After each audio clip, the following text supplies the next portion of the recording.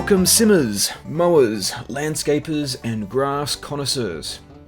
I never thought I'd say something like that, but it's been a stressful time, strange time in the world of late, and it's games like Skyhook's Lawn Mowing Simulator, or LMS, which have brought a strange sense of refreshing, relaxing escapism. And I want to give you an introduction, some tips, if you will, to get you started in this bizarrely addictive little sim.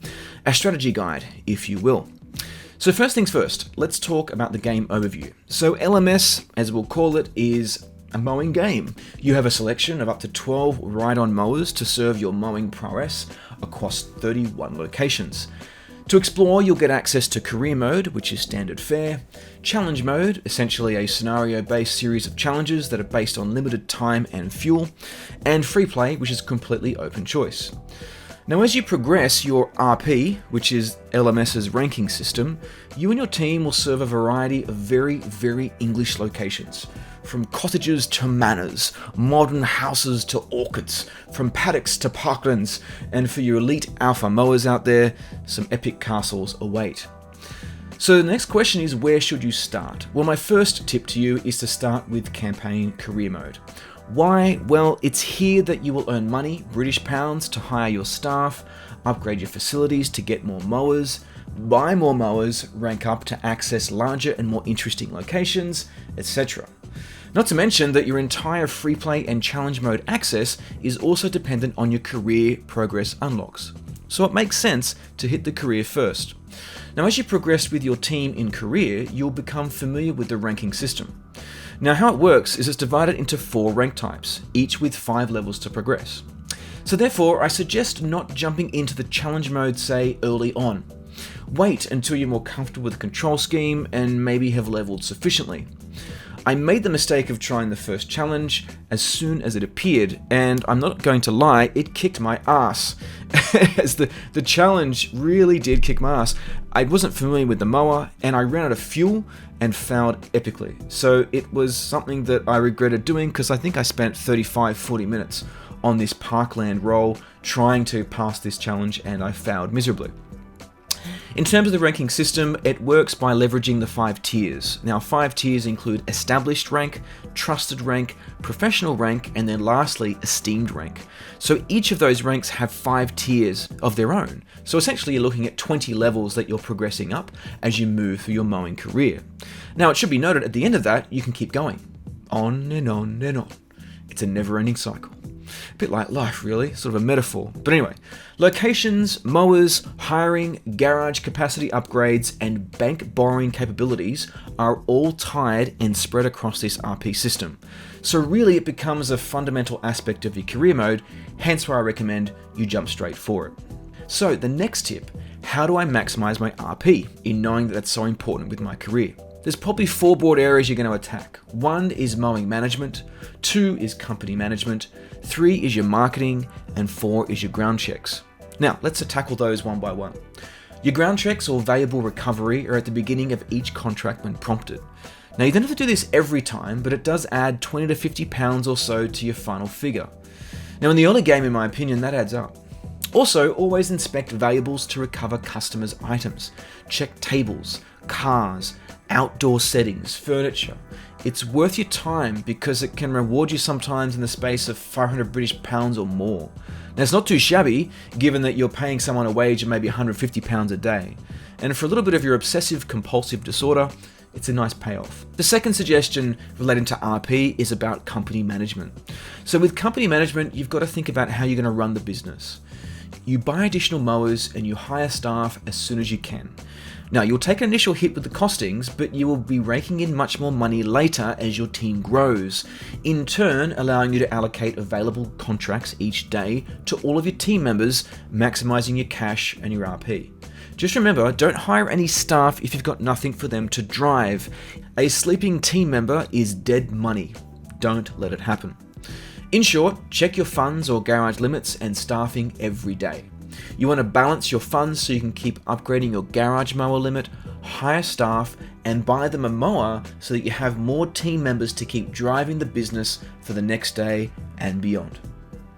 Whilst I'm on finances, you do have the option for loans, but your borrowing capacity is tied to your RP level. So It's not like you can just borrow some massive amount early on and dump it on the business. Euro Truck Simulator this ain't, ladies and gentlemen. It's more nuanced. It's, in short, I feel maybe you're free to borrow initially to get you started in equipment and your first hire, but you will be restricted. And I think you need to rely more on your company growth, mowing lawns in the early stages, which in my opinion is actually the right way to do it. So it's kudos to Skyhook for actually working this out. I think they've done a damn fine job here. Now, the third section I mentioned was marketing. Take out marketing campaigns when you can afford them. They contribute to your business's overall position in the market, which increases your RP each day. It's an easy and simple thing to do, but it's a really useful activity to contribute to your overall career ranking. Check these and engage them before each job, if not already active. Now lastly, the main other activity that contributes to your RP is your mower selection and performance. Now, I'm going to leave tips for good mowing for the next section, but bear in mind that you gain experience on the back of your mower time efficiency, completing the ground checks in a timely manner, recovering valuables, and avoiding damage on your vehicle, plus of course the gardens that you're mowing. So the more efficient and smart you are with your mowing, you will save yourself costs later and of course gain more RP as a result. My fourth tip for today is maneuvering. Always check the cutting height requirements before you start the job. You do get a prompt if you're mowing at the wrong height, so you get a reminder, but I was at 99% completed of a 5,000 square meter paddock and I had undercut one area by one level at the beginning by mistake. I'd forgotten about it though, so I spent about 10 minutes trying to hunt down the missing blades of grass. I found it eventually, but it was a grueling search, so always check you're at the right height and don't be as anal retentive as me maybe. Anyway, secondly, in terms of maneuvering and control, use a controller or wheel as a priority. With mouse and keyboard, you just don't get the nuance or the trigger sensitivity for accelerating around tight corners. I also use the Logitech G923 wheel, and I have to say, the game feels best even with a controller and analog sticks, as they make navigating around tighter areas, garden beds, horse jumping equipment, trees, it's just far more nuanced with a controller. I'm sorry, I love the wheel, but the controller just converted better. Let's not forget also that not all these ride-ons in-game actually have traditional steering wheels anyway. So if you're a purist or you're about the realism, I don't think you're really skipping out on that, because a lot of these devices don't have wheels on them in the first place. Anyway, that's my opinion. People will have their own opinions on that. Both work well, but I strongly encourage you, at the very least, if you've got a wheel, use it. If you've got a controller, use it. Mouse and keyboard just doesn't cut it for me. You don't have the control, you don't feel as in control of the vehicle as you could be. Just my opinion, but something to think about. My third point in terms of maneuverability, if the grass is very long, and if you have an early or underpowered mower, you need to think about your options. You've got to drive slower, or you're going to cut less at once, or you're going to cut twice. Maybe once at an elevated height, and then once again at the required height. You see, the faster you go, the longer the grass, the more strain you place on your engine. So you need to balance this, especially in some of the bigger jobs in your career early on.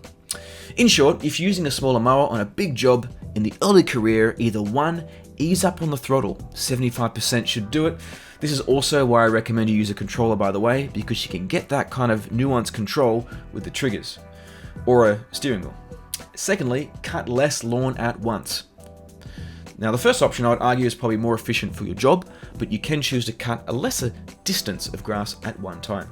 My next point on mowing efficiency is use the third-person free-run camera and position it just above and to the side of the edges you're working on. First person is more immersive, but third person, man, it gives you the best view to navigate around garden beds really closely. Align your wheels on the straights to maximize the cut that you do per run, and this should save much of your time and, of course, fuel. Fifthly, in terms of your mowing prowess, try to square up your cutting to obstacles and garden beds to support a good run in the middle of the lawn later. Now, I suggest starting gardens by carefully following either the edge or the lined garden beds so that you don't waste time navigating delicate areas later. Your goal is to leave a nice area for the straightest, fastest line cutting in the middle of the garden.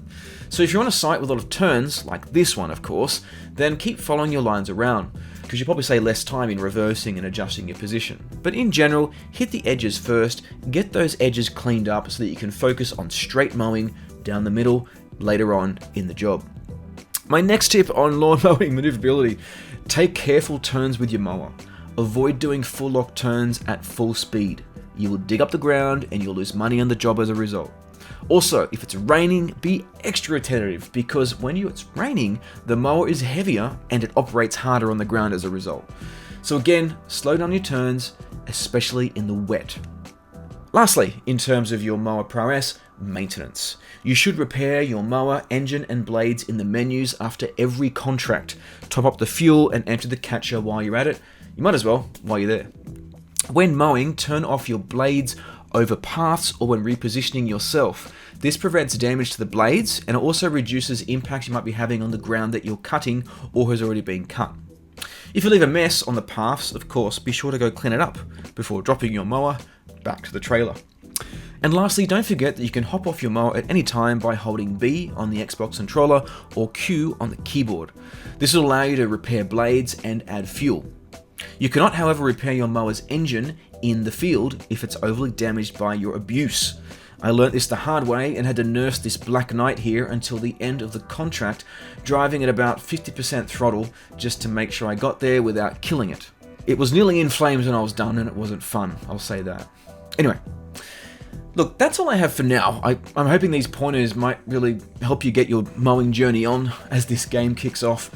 And it's a weird game, you know, it's had a real strange impact on me. I'm used to running around shooting things all the time, but this game, it's asked something of me. You know, if you've asked me about lawn mowing a year ago, I would have laughed at you. But here we are, a deep, engaging, cathartic, strategic, and fairly well thought out game actually. Skyhook have an interesting product here, and I look forward to seeing what else comes in terms of content post-launch. Anyway, I'm going to leave it at that. I am Ogaz for Ludo Universe. You can also follow us on Twitter, we're at Ludo Universe. For more coverage on LMS and other games, please drop us a like and subscribe. But for now, I hear the call of Adam's apple orchard just begging for its fortnightly mow, and I have to go. Until next time.